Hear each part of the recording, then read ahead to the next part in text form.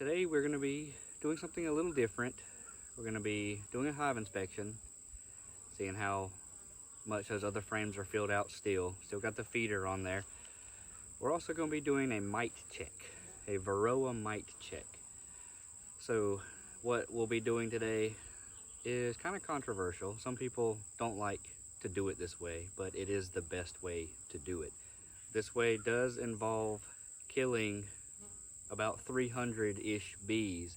So that's why it's controversial, because there are other ways to do this that aren't very accurate, but you get to save the bees. But this way you sacrifice 300 bees, but you have a more accurate mite count for the whole hive. So that's what we're going to be doing today. I'm going to show you guys half of the inspection, probably some of those empty frames from before, and then the last part of the video will be doing the mite check. Show you guys how that's done. So let's get into it. All right, so here we are. I'm gonna smoke the entrance here, knock some of these guard bees down.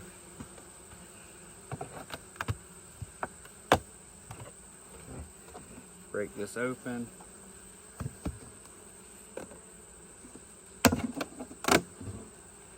See, they've eaten all the sugar water out of there. Has been a few days since I've put it in there because I didn't want a lot of it to go to waste while I'm doing this inspection. So now we've got this open. Give them a little smoke. And we're gonna look at some of these new frames here. I've got to find one frame of capped brood. That's what I'll be taking the mite sample from. So I need to get at least one frame of capped brood out. That way I can get a test of mites from them. See, we got pollen going in here. Got your pollen going in on this frame. All the yellows and colors. And you got your capped brood on this side. So this might be a good frame to take a sample from. Okay, they are a lot calmer today. I am doing this about 11:30, so it's a lot later than I done it last time. So get some of these frames out of the way. They are just, this hive is just packed full of bees. In case you're wondering, they are still going after my hands, but not as bad as they were last week. So I'm gonna stay gloveless as long as I possibly can, just because it's so much easier. But this frame here, lots of pollen going in on it too. Plenty of honey up here. Let's see how thick that is off the frame. They've built that out just to store the honey in.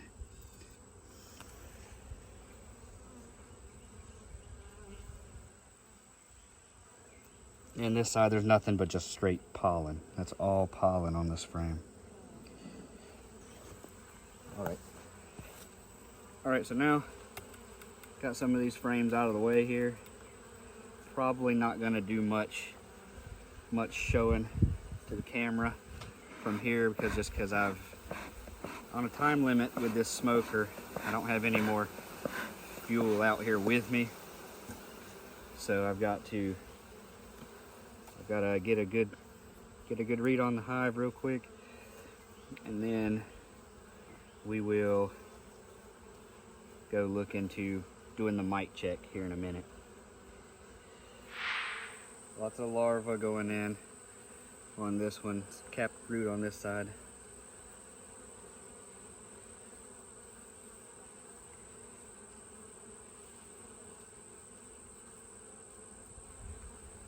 I'm gonna set this frame to the side. I think one of these two frames on the end here is where I'm gonna be doing my mite check from. One thing I like to show you guys is the larva. I know a lot of you guys like seeing the larva in here. Little half circles or moon shapes. That's gonna be your larva.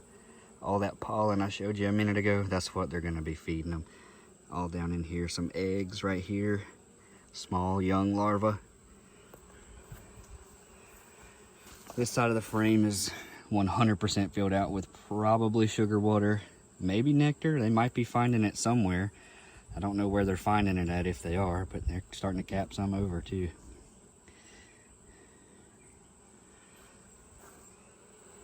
This is that wonky comb I was telling you about, where they just build it weird. It's big cells, so it looks like it's gonna be some drone comb. Drones are male bees. They're pretty useless.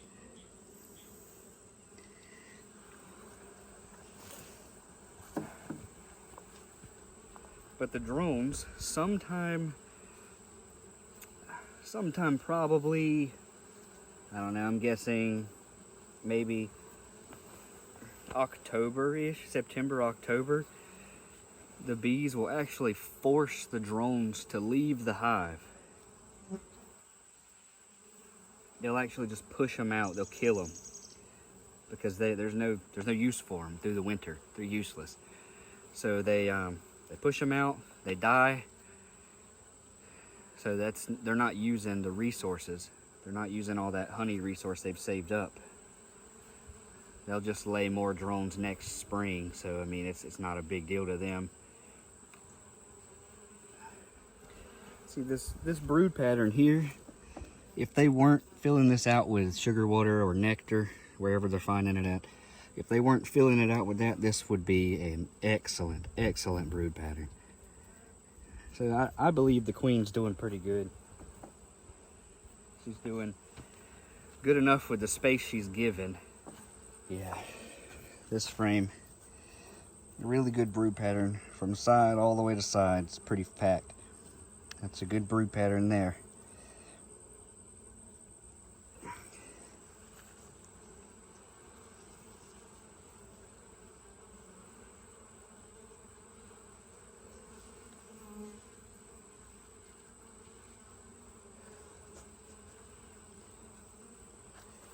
Okay.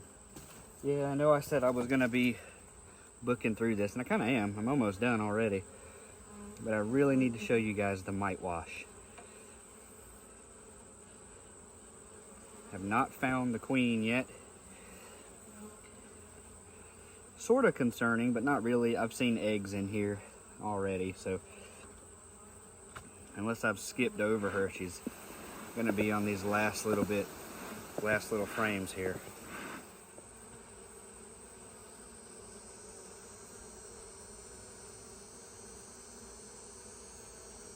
Another good frame of capped brood, front and back. There's some drone cells in there. Surprised to see they've grown drones this late in the year. I'll show you how different they look right here. See how much they stick out from the cell. Just three right there in the middle. And what a drone cell is just an unfertilized egg. That's how you get a male bee, is an unfertilized egg. Okay, so I did not see the queen, which is unfortunate. I really was hoping to find her to make sure she's not going in the sample. But I'm gonna get this put back together, and I'm gonna put everything on my table over here, get ready for the mite check. So we'll see you guys in just a second. All right, so in this case, there are two things you need for a mite check. You need your Easy Check mite checker, which has a little tray.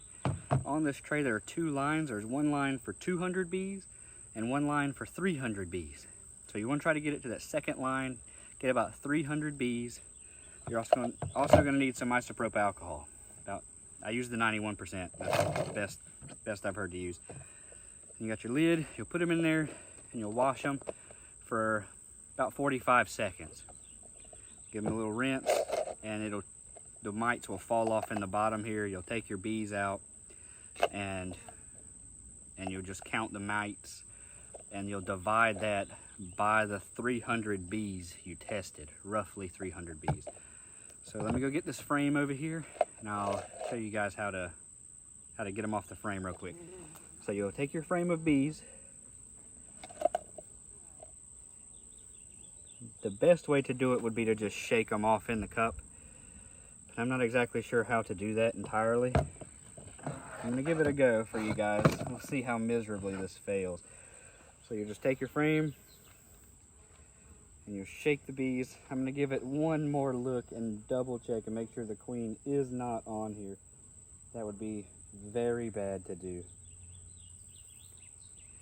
Very bad to get her in the sample and not realize it. It's a very good frame of bees. I hate to do this to them, but it's got to be done. This is the side of beekeeping that if you don't think you can do this, probably shouldn't become a beekeeper, because this is very important to do. Give it an extra long look, just in case.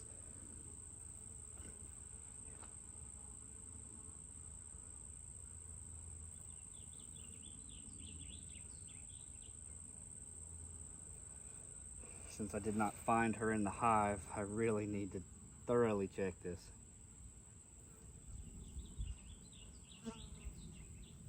All right. So we got some capped brood here.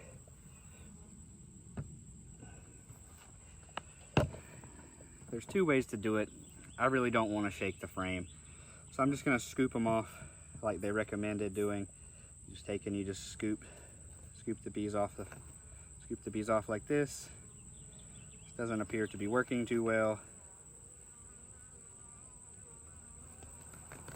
It seems to just be agitating them. All right, we're gonna try the shake test. I'm gonna try shaking it. All right, here we go.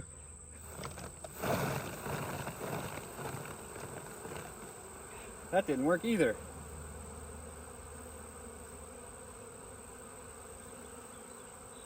That just made them all mad.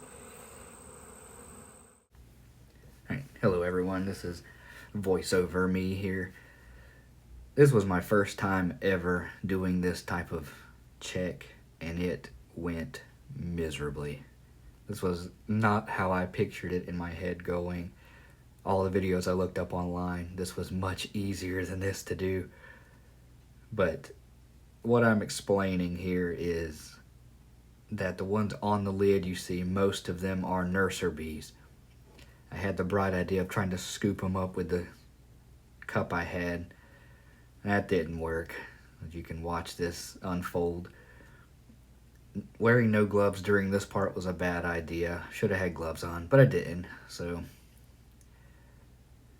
But the ones on the lid are nurser bees mostly. The ones flying around after I agitate them are more than likely foragers. They are the more aggressive bunch. But yeah, you can see, trying to sting me. I didn't have my gloves on. This was just not working. I thought it was, it just wasn't. So I'm gonna skip the rest of this and just get right into washing them. No need to show how I actually did it. This was just an absolute nightmare to do. But maybe I'll get better at it, maybe not. We'll see. I gotta do this quick. Get the lid. Dump it off. Pour it in. Okay. I'll need that lid back.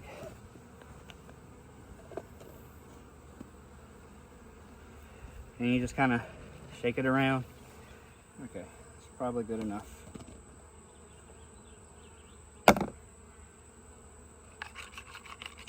Doesn't look like anywhere near 300 bees to me, but there are 2 mites in there. So now what I have to do is count the bees that I've just tested. I have to count the bees I've just tested and